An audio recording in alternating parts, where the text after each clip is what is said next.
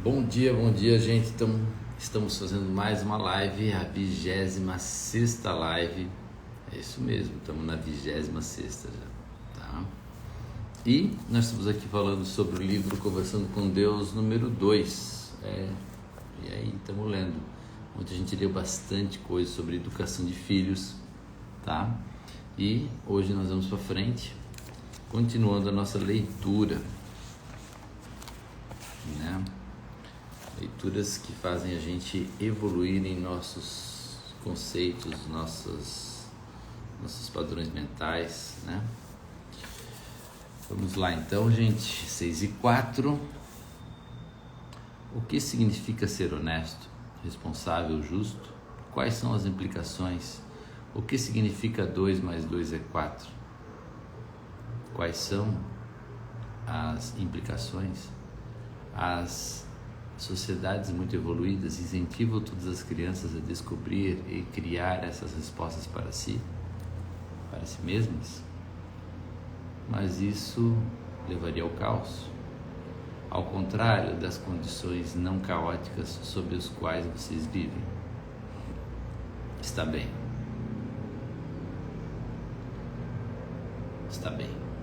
Isso levaria mais ao caos. Eu não estou sugerindo que suas escolas nunca ensinem aos seus filhos nenhuma das coisas que vocês aprenderam ou decidiram em relação a elas. Muito pelo contrário. As escolas servem a seus alunos quando partilham com os jovens o que os mais velhos aprenderam e descobriram, decidiram e escolheram no passado. Bom dia, Dona Inês, bom dia, Verônica. Os alunos podem observar como tudo isso funciona. Contudo, em suas escolas, vocês apresentam esses dados para os alunos como o que é certo, quando os dados, na verdade, deveriam ser oferecidos como simplesmente isso, dados. Os dados passados não eram para ser a base da verdade atual. Os dados de um tempo ou uma experiência anterior deveriam ser apenas a base para novas perguntas. O valor teria que estar sempre na pergunta, não na resposta. E as perguntas são sempre as mesmas com relação a esses dados passados que nós lhe mostramos. Vocês concordam ou discordam? O que pensam? Essa é a principal pergunta. Esse é o enfoque. O que pensam? O que vocês pensam? O que vocês pensam? Obviamente, as crianças levaram para essa pergunta os valores de seus pais. Os pais continuarão a ter um grande papel, o mais importante, na criação do sistema de valores dos filhos. A intenção e o objetivo da escola seria incentivar os alunos, do início ao fim, da educação formal, a explorar esses valores, aprender como usá-los e aplicá-los, e sim, até mesmo a questioná-los. Porque os pais que não querem que seus filhos questionem os seus valores não os amam. Em vez disso, amam a si mesmos por meio de seus filhos. Como eu queria que houvesse escolas como o que o Senhor descreveu. Há algumas que tentam se aproximar desse modelo. Sim, leia os escritos de um homem chamado Rudolf Steiner. Explore os métodos da escola Waldorf que ele desenvolveu. Olha só, gente, a escola Waldorf, né? Citado aqui nesse livro. Bem, é claro que eu conheço essa escola. Isso é um comercial? É uma observação. Porque o Senhor sabia que eu conhecia essa escola? Sabia disso? É claro que sim. Tudo em sua vida lhe serviu, trouxe-o a este momento. Eu não comecei a conversar com você apenas no início deste livro. converso com você há anos, por meio de todas as suas associações e experiências. O senhor está dizendo que a escola Waldorf é a melhor?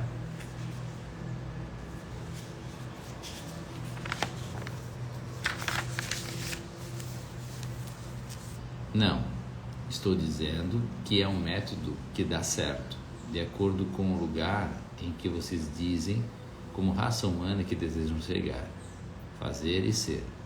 Estou dando um exemplo de vários que poderia dar, embora em seu planeta e em sua sociedade eles sejam raros, de como a educação pode ser desenvolvida de um modo que se concentra mais na sabedoria do que apenas no conhecimento. Bem, esse é um modelo que eu aprovo. Há muitas diferenças entre uma escola Waldorf e outras escolas. Deixe-me dar um exemplo. É um exemplo simples, mas ilustra muito bem esse ponto. Na escola Waldorf, o professor acompanha os alunos em todos os níveis do aprendizado primário e do elementar. Durante todos esses anos, os alunos têm o mesmo professor, em vez de passar de um para o outro. O senhor pode imaginar o laço que se forma aqui? Pode ver o seu valor? O professor passa a conhecer o aluno como se fosse seu filho. O aluno passa a ter um nível de confiança no professor e o amor a ele, que abre portas para muitas escolas tradicionais nunca sonharam que existiam. No final desses anos, o professor volta para a primeira série e começa a acompanhar outro grupo de alunos ao longo dos anos. O professor Waldorf, dedicado, acabará trabalhando com apenas 4 ou 5 grupos de alunos em toda a sua carreira, mas significará bem mais para eles do que seria possível em uma escola tradicional. Esse modelo educacional reconhece e afirma que o relacionamento humano, o laço e o amor partilhados nesse modelo são tão importantes quanto quaisquer fatos que o professor possa apresentar aos alunos. É como uma educação informal, fora do lar. Sim, esse é um bom modelo. E há outros bons modelos? Sim, vocês têm feito alguns progressos em seu planeta no que diz respeito à educação, mas eles são um pouco lentos. Até mesmo a tentativa de desenvolver um currículo voltado para objetivos e para o desenvolvimento de habilidades nas escolas públicas encontrou grande resistência. As pessoas consideram isso ameaçador ou ineficaz. Querem que seus filhos aprendam fatos. Ainda assim, estão surgindo alguns avanços nesse sentido, mas ainda há muito por fazer. E essa é apenas uma área da experiência humana que poderia lucrar com uma revisão geral, dado o que vocês dizem como seres humanos que estão tentando ser. Sim, eu imagino que a área política também poderia lucrar com algumas mudanças, sem dúvida. Então, gente, olha só, Deus está falando aqui que a escola Waldorf é uma das melhores escolas que a gente poderia ter, né? Onde o professor acompanha a criança desde a primeira série até o ensino fundamental, criando um laço, criando um modelo afetivo, conhecendo essa criança, né? A questão aqui não é a quantidade de pessoas, mas sim o nível de profundidade. Olha só que interessante, né? Bem isso me traz um pensamento que eu faço lá na clínica, né? Meu grande objetivo não é atender um grande número de pessoas, mas atender um número de pessoas com profundidade. Bem isso. Onde a gente consiga trabalhar a mente, o corpo e, sobretudo, a parte espiritual, né? Que somos um ser trino. Quando a gente consegue efetivamente trabalhar esses 3 aspectos, eu vejo que o nível que a gente consegue chegar dentro da gente, é um nível muito maior de satisfação. De nada adianta atender 1 milhão de pessoas de uma forma rasa. Que atenda 1000 de uma forma profunda. Pense nisso. Encerramos o capítulo 9 e agora vamos adentrar o caminho, o capítulo 10. Eu estava esperando por isso. É mais do que achei que o Senhor havia me prometido quando disse que o livro 2 trataria dos problemas planetários em uma escala global.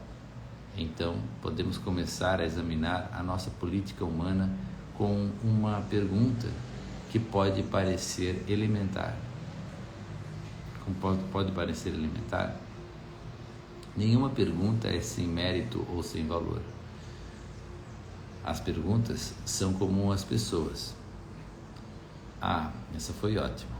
Então, deixe-me fazer a pergunta. É errado adotar uma política estrangeira baseada nos interesses ocultos de seu próprio país? Não. Em primeiro lugar, do meu ponto de vista, nada é errado, mas eu compreendo como você usa o termo. Por isso, falarei dentro do complexo do seu vocabulário. Usarei o termo errado para indicar o que não lhe serve, dado quem e o que escolhe ser. É assim que sempre usei os termos certo e errado com você, dentro desse contexto, porque na verdade não existe certo e errado. Então, dentro desse contexto, não é errado basear as decisões da política estrangeira em interesses ocultos. O errado é vocês fingirem que não estão fazendo isso. É claro que a maioria dos países procede assim. Eles agem ou não agem por uma série de motivos. Depois dão como explicações outra série de motivos. Por quê? Por que os países fazem isso? Porque os governos sabem que se o povo soubesse os motivos reais para as decisões da política estrangeira, não os apoiariam. Isso é verdadeiro para governos de toda parte. Há muito poucos que não enganam o povo. O engano é parte do governo, porque poucas pessoas escolheriam ser governadas do modo como são. Poucas escolheriam ser governadas de qualquer maneira, a menos que o governo as convencesse de que suas decisões eram para o seu próprio bem. Isso é difícil, porque a maioria das pessoas vê claramente a insensatez no governo. Então, o governo tem de mentir para, pelo menos, tentar manter a lealdade do povo. O governo é um exemplo perfeito da exatidão do princípio de que, se você mentir o suficiente por tempo suficiente, a mentira se torna verdade. As pessoas no poder nunca devem deixar o povo saber como chegaram lá, ou tudo o que fizeram e desejam fazer para continuar aonde estão. A verdade e a política não se misturam e não podem se misturar, porque a política é a arte de dizer apenas o que precisa ser dito e dizê-lo do modo certo para atingir um fim desejado. Nem todos os políticos são ruins, mas a arte da política é uma arte prática. Conhece muito bem a psicologia da maioria das pessoas. Simplesmente percebe que elas agem com interesse pessoal. Portanto, a política é o modo pelo qual essas pessoas no poder tentam convencê-los de que os interesses pessoais delas são os seus. É bem isso, né, gente? É bem isso. É o que o governo faz, né? Os seus interesses pessoais são os interesses, né, do governo. A gente vê que, né, um exemplo, né, quem votou aí no PT, né, a base dos interesses da grande maioria que votou neles é um interesse egóico, é um interesse pensando em si mesmo, é um interesse pensando no cabide de emprego, na Bolsa Família, sabe, no assistencialismo, não na prosperidade, né, do país como um todo, né, na organização de um ecossistema saudável, né? Então a gente consegue ver claramente, né? Tu vê, tu falou, não vamos relembrar como a gente chegou no governo, né? Olha como que o Alckmin chegou a ser vice-presidente, se coligando a um cara que ele criticava veemente, com muita, né? Então assim, a política é isso, para onde o vento sopra eu vou, né?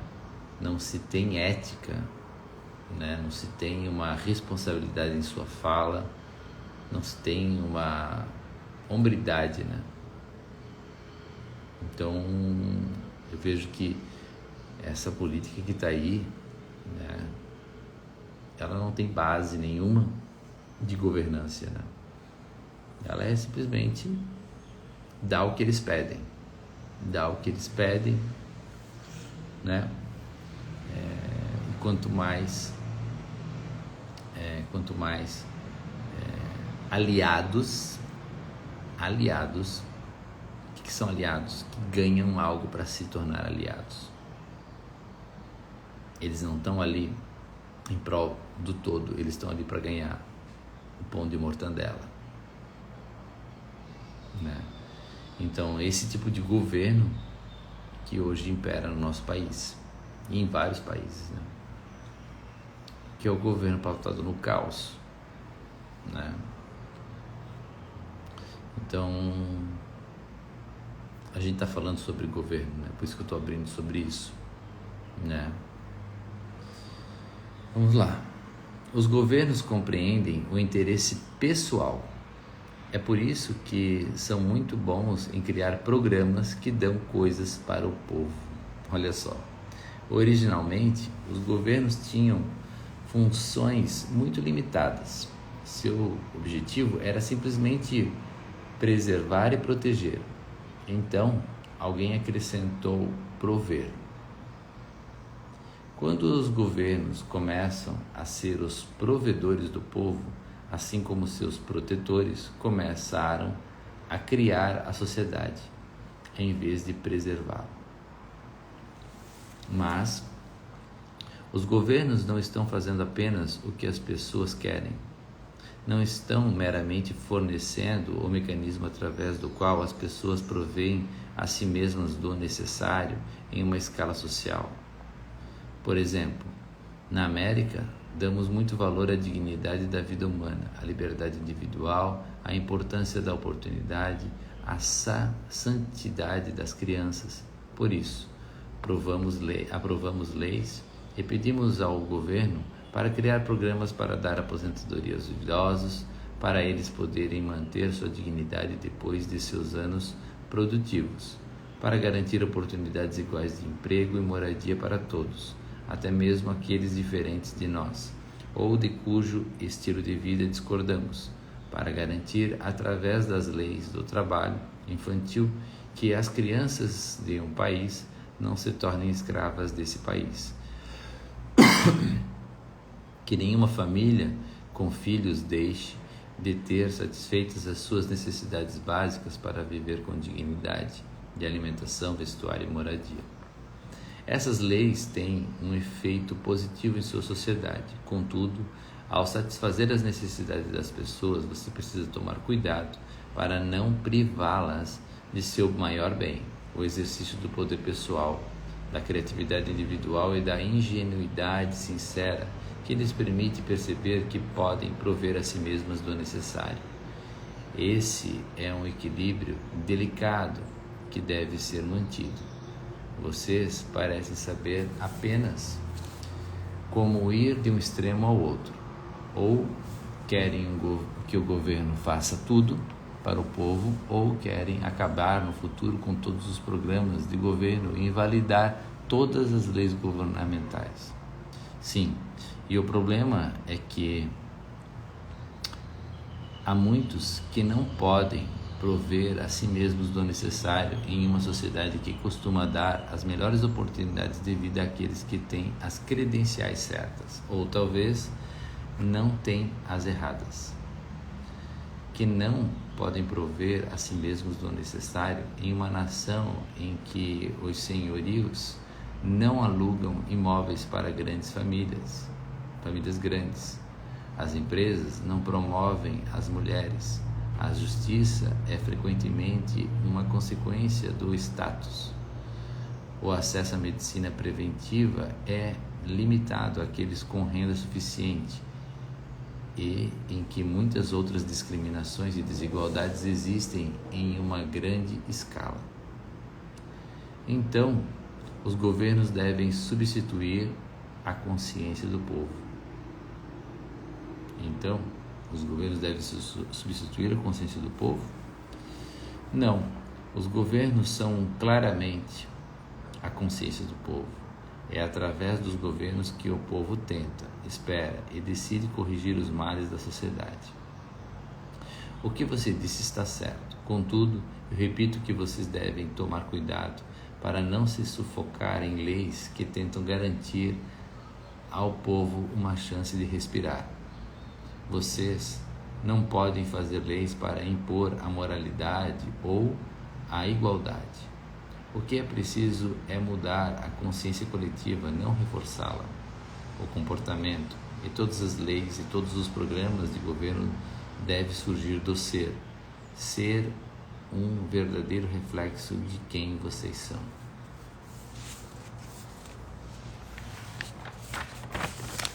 Ó, dona Inês, e que nem os nossos vereadores de Guabiruba não fazem nada, não vão às ruas ver o problema, mas só pensam em aumentar o salário deles. Ganham 5 mil, agora foi para 9 mil, uma injustiça errada, é verdade, né? Na realidade, eles não deveriam ganhar salário, né? Isso deveria ser um cargo de conselheiros, cargo de pessoas que estão dispostas a se tornar o quê? Conselheiros da comunidade, pessoas que chegaram no nível de maturidade, que conseguem determinar o seu tempo para doar à sociedade. Isso não deveria a pessoa ganhar para fazer isso. Não. Né? Prefeito, vice-prefeito, né? Sim, tem que ter um salário, porque ele é um funcionário do povo. Ele é um funcionário escolhido. Então, se esse funcionário ele é escolhido, ele deveria ter o quê? Conhecimento de gestão, conhecimento de economia, conhecimento de pessoas, porque ele vai ser o quê? Um diretor, um gestor. E normalmente quem está governando? Pessoas que não têm nenhuma habilidade. Ele tem o dom da palavra, somente. Normalmente é aquele 171, é aquele cara que fala bonito, é aquele cara, mas tu vai ver o que ele fez na vida? Olha, não fez muita coisa, né? Então, gente, essa parte da política, né? Essa parte da política é bem assim. Os salários, a pessoa ela tem que participar da política porque ela quer ver o mundo melhor, a sociedade melhor. E a maioria está ali pelo salário, ó, de 5 para 9 mil. Ele está lá para ganhar esse dinheirinho, para ganhar propina, para ganhar esquema, para ganhar poder. A última coisa que normalmente ele está pensando é realmente melhorar a sociedade. Vocês conseguem perceber isso?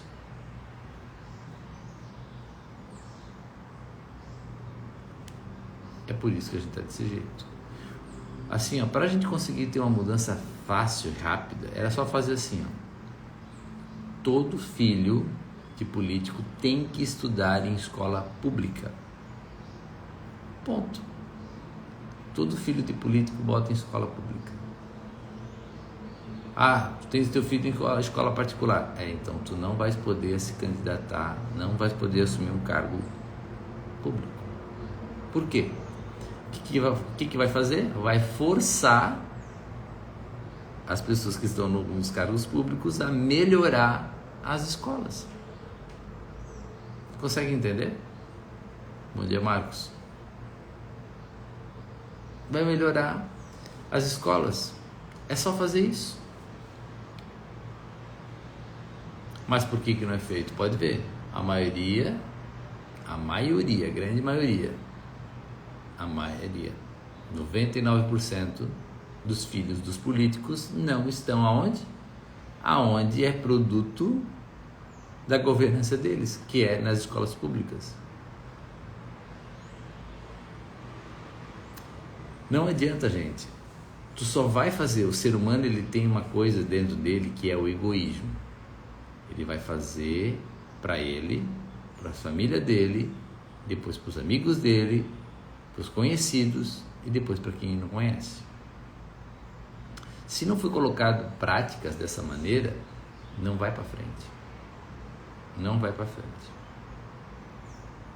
Esse é o meu conceito. Não.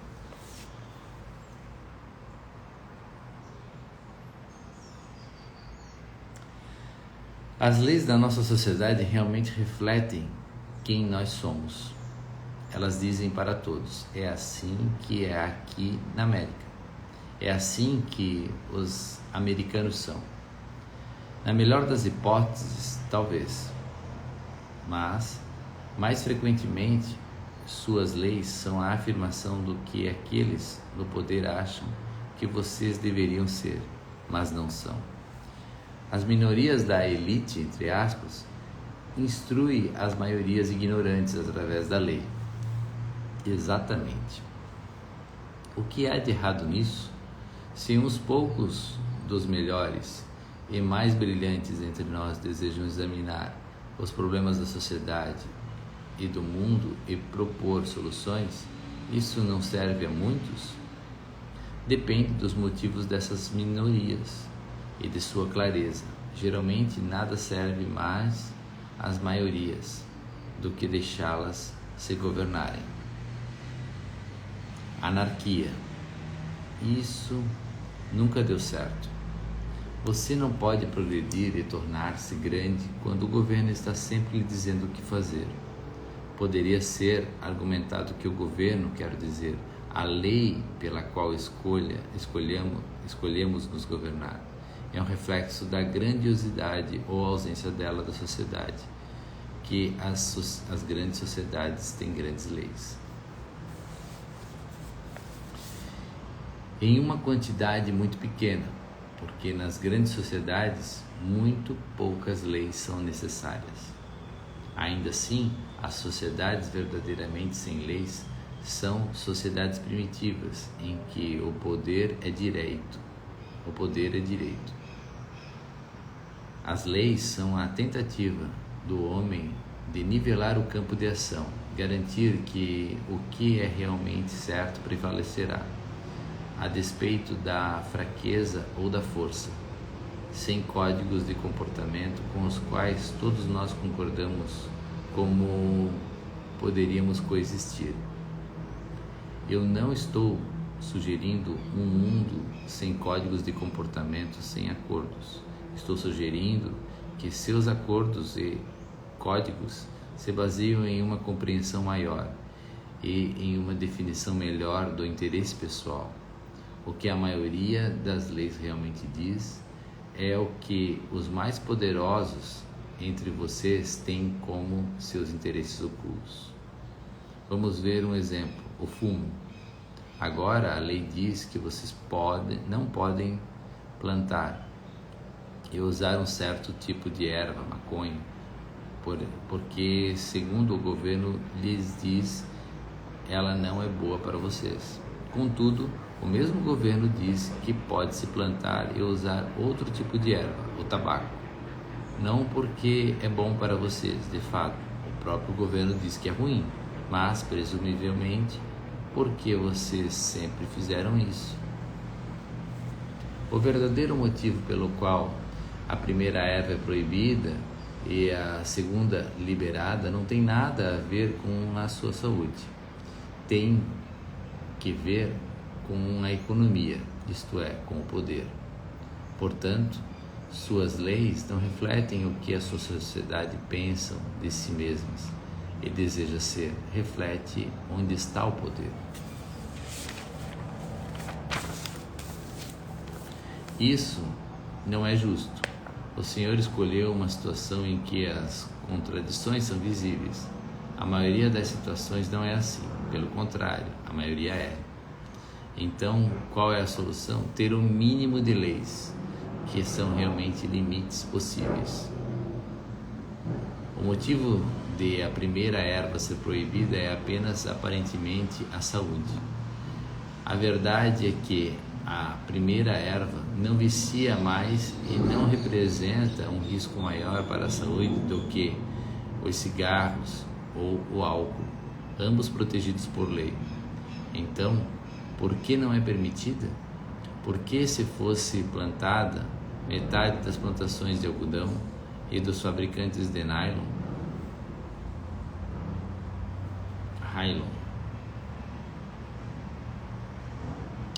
e produtos derivados de madeira no mundo, sairia do negócio. Ocorre que a maconha é um dos materiais mais úteis, fortes e duradouros de seu planeta. Vocês não podem produzir uma fibra melhor para roupas, um material mais forte para cordas, uma fonte de pasta de madeira mais fácil de plantar e colher. Cortam centenas de milhares de árvores por ano para produzir seus jornais de domingo e ler sobre as destruições da floresta tropical.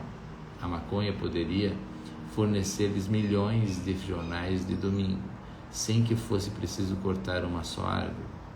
De fato, poderia substituir muitas matérias-primas a 1/10 de custo. E esse é o problema. Alguém perderá dinheiro se essa planta miraculosa, que também tem excelentes propriedades medicinais, puder ser plantada. É por esse motivo que a maconha é ilegal em seu país. É o mesmo motivo pelo qual vocês têm demorado tanto para produzir carros elétricos, fornecer um atendimento bom e barato e usar calor e eletricidade solar em todos os lares. Vocês têm os meios e as tecnologias para produzir todas essas coisas há anos. Então, por que não as têm? Tente descobrir quem perderia dinheiro se as tivesse. Então encontrará a resposta. É essa a grande sociedade da qual vocês se orgulham tanto? Sua grande sociedade tem de se esforçar a contragosto, a pensar no bem comum. Sempre que o bem comum ou coletivo é mencionado, alguém grita: comunismo. Em sua sociedade, se a busca do bem para muitos não produz um grande lucro para alguém, o bem dos muitos é com muita frequência ignorado. Isso é verdadeiro não só em seu país, como em todo o mundo. Portanto, a questão básica para a humanidade é: o interesse pessoal pode algum dia ser substituído pelo interesse da comunidade, da humanidade? Se pode, como? Nos Estados Unidos, vocês tentaram tratar do interesse comum através de leis. Falharam. Sua nação é a mais rica e poderosa da Terra e tem uma das taxas de mortalidade infantil mais altas. Por quê? Porque os pobres não podem pagar um atendimento pré-natal e pós-natal de qualidade, e sua sociedade é movida pelo lucro. Eu cito isso como apenas um exemplo de seu fracasso. O fato de que seus bebês estão morrendo em quantidades maiores do que a das maiorias das outras nações industrializadas deveria incomodá-los, mas não incomoda. Isso diz muito sobre as suas prioridades como uma sociedade. Outros países cuidam dos doentes, necessitados e idosos. Vocês cuidam dos ricos e influentes. 85% dos aposentados americanos vivem em condições de pobreza. Muitos desses idosos e a maioria das pessoas de baixa renda usam a emergência do hospital local como o seu médico da família, procurando atendimento médico apenas em último caso e praticamente não tendo acesso à medicina preventiva. Veja bem, as pessoas que têm pouco para gastar não dão lucro, deixaram de ser úteis.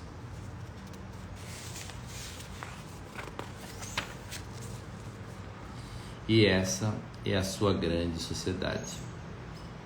Gente, 6h39, né? A gente está falando aqui sobre comportamentos da sociedade e governos. E é bem isso, tá? Eu vou até encerrar por aqui hoje a live. Tu vê, né? Grandes coisas que fariam a diferença não são permitidas, né? Ozônio, os médicos não utilizam, né? Várias terapias com oxigênio, né? Então, assim, eu vejo que a parte preventiva, né? A parte preventiva, né? Seria muito mais barato para o sistema, mas o que acontece? Não dá lucro, né? Não dá lucro. Então, gente, a mensagem aqui, que nem a bebida alcoólica, todo mundo sabe que bebida alcoólica não faz bem, todo mundo sabe, mas todo mundo ganha uma garrafa de vinho, né? Vou falar que Jesus bebia também, né? Todo mundo sabe que o álcool ele é maléfico para o nosso sistema, para o nosso corpo, para a nossa energia, para o nosso espírito. Todo mundo sabe que fumar cigarro é maléfico. E tá aí, para quem quiser. Todo mundo sabe que muito açúcar é ruim para nossa saúde. E tá aí. A gente sabe que tomar muito leite também não faz bem para nossa saúde. São vários fatores que levam a criar problemas. Então o que acontece? Percebe que as pessoas são incentivadas a adoecerem através das propagandas, do marketing. Os maiores patrocinadores dos entretenimentos quais são? Justamente aqueles que geram mais desgraça. Coca-Cola, cigarros, bebidas alcoólicas, sempre tem patrocínio de uma Beck's, de uma Budweiser, de uma Heineken.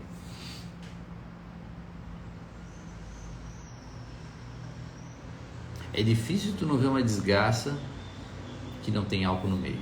Pode ver, busca na sua família. Deu auê, tu pode apostar, tem uma gota de álcool lá dentro. Tu pode, é assim, ó, é coisa 100%. É 100%. Então assim, gente, é isso que eu digo, assim, esse conversando com Deus, ele mostra muito pra gente a nossa realidade, sabe? Né? Ele sai tipo, mas todo mundo faz. Não é porque todo mundo faz, não é porque você vive numa sociedade doente mentalmente que tá certo. Certo e errado, como ele fala, não existe.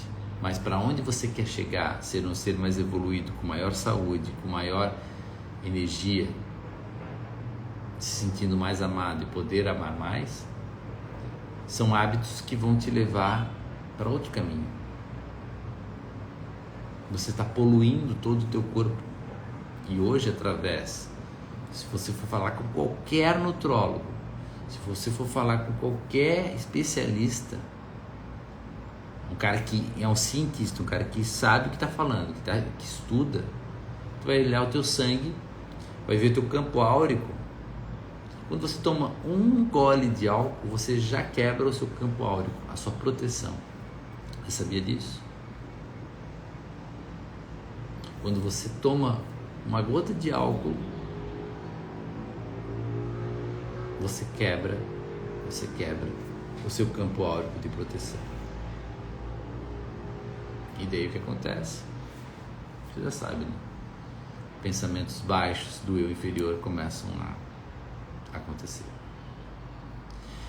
Certo, gente? 6h44, é assim que a gente encerra, né? Mais uma live, a 26ª. Valeu? Amanhã tamo junto. E hoje tem o encontro com mulheres lá na Dental Class às 6:45. Tá aqui o convite para você, mulher. Não perde. É a segunda edição. Toda primeira quarta-feira do mês tá rolando esse evento, tá bom? Hoje é o dia. Hoje é quarta.